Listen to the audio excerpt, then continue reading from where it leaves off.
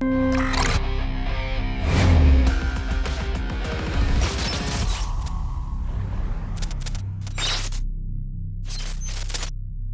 and welcome. A world that is de-globalizing in some ways is a matter of concern to some, but it could also be an opportunity for some companies, and I'm going to be speaking to one shortly. Rajendra Pawar, founder of the NIIT Group of companies, who straddles actually two worlds. One is the training world and one is the IT or the information technology services world. And now there's a third piece which the founders have created, which is the not-for-profit called the NIIT University. Right. Which is like a fountainhead of knowledge. Right.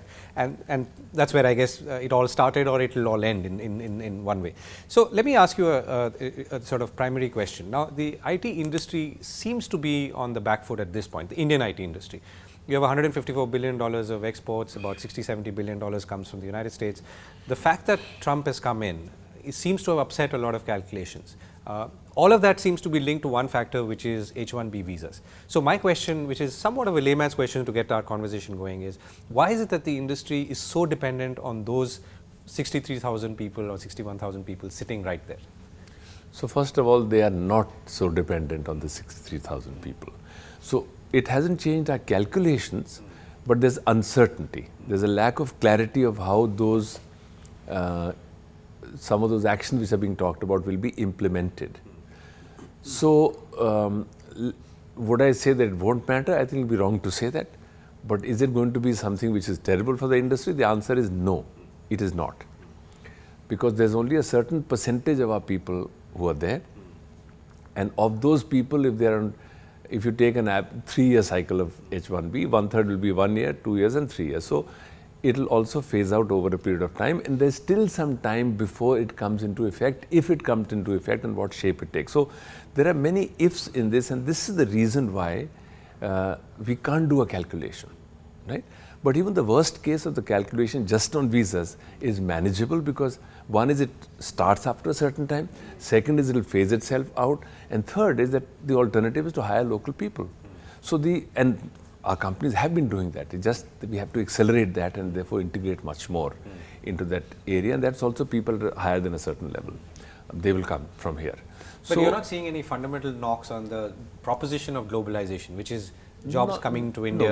So I think one is that the world is facing a period where globalization is good, has been questioned, and geopolitics is more important than geoeconomics. And this whole move of nationalism is not only in 1 or 2 countries, you see it across the world. So the whole world is going through this change, and the world goes through some big changes every so many decades. So this change is not happened today. One can look back and see it happening for the last few years. And so this move towards, within quotes, nationalism, a new nationalism, is not the old, just closing barriers completely kind of thing, because then you could stop stuff from moving in. Now stuff is what? A lot of the stuff is on your handphone. Digital, yeah. Right? So you can't stop that stuff from moving in. But I could be sitting in my home in the hilltop, somewhere in a hill station in India, and doing business with someone which goes past all the known mechanisms to see that work. So the world is moving from A to B, and in this transition, there will be a role that nationalism will play. And the national, the borders question, but it will be nowhere near the kind of impact that it has on the movement of goods. Right? So I think to disregard it would be irresponsible, because you have to take corrective action. But to get overwhelmed by it would also be an irresponsible act for leaders. So we have to confront the issue, we have to deal with the issue, and there is currently a lack of clarity, which will resolve itself as we think over the next few months. So as you plan for the future or the near future, you're also straddling or dealing with 2 or 3 other issues which are to do with the fundamental shifts in the nature of the business, which is that driven by automation and artificial intelligence, and everyone's been talking about that. So all of this together it's not just a wind, but it becomes a gale force, as I would see it. How is the industry and how are people like you responding? Well, I think again sounds very nice to make it sound like a gale force. But if they had happened at intervals, there would have been issues to address. Right. If they happened together, at least they're talked about together, because H-1B will take time, but they're being talked about at the same time. So I think it's important to break them up into pieces and deal with them one at a time. So I think if something is going faster than what the world expect, it is the whole space of automation. It's happening faster than people who haven't been following it, they observe, right? So the move to the way things were 3 or 4 or 5 years ago to what they're going to be in the next couple of years, there are some of these technological changes which are happening quite clearly, driven by more and more connectivity, more and more memory, right? And more of the introduction of the liberal arts, if I may use the term, okay? So just from simple algorithms, it's becoming, you know, don't just be a cold calculator, become a warm person, because people matter. And with connectivity, what's happening to the system we built is that they're all getting connected to the customers in the front end, for our customers. So our customers' back-end solid legacy systems were confined to IT and therefore could be defined, organized, worked out systematically. Now the world has come to a place where the end consumer, you and me, for any service done by any of these big companies, we get the transaction through our phone. And therefore, now we are not people who know IT, we meaning end consumers, and the device of today is intuitive. So how it looks and feels, how easy it is to use becomes more important than how efficient your program is to do memory management or whatever. So I would call this as the emotion of the consumer versus the cold logic of the CIO. So because of connectivity and computing and costs coming down and devices and so on, the industry has to make a very solid and rapid shift towards recognizing that just the left side of the brain on logic and cold logic is not enough. You have to supplement it with emotion and feeling and empathy and whatever else, so that your system, which is going to the end consumer, is what you have to be more cognizant of.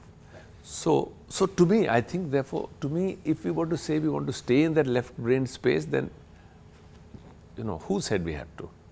So there's a much bigger space. And so long as we, you know, recognize that, there's more to do rather than less to do. Right.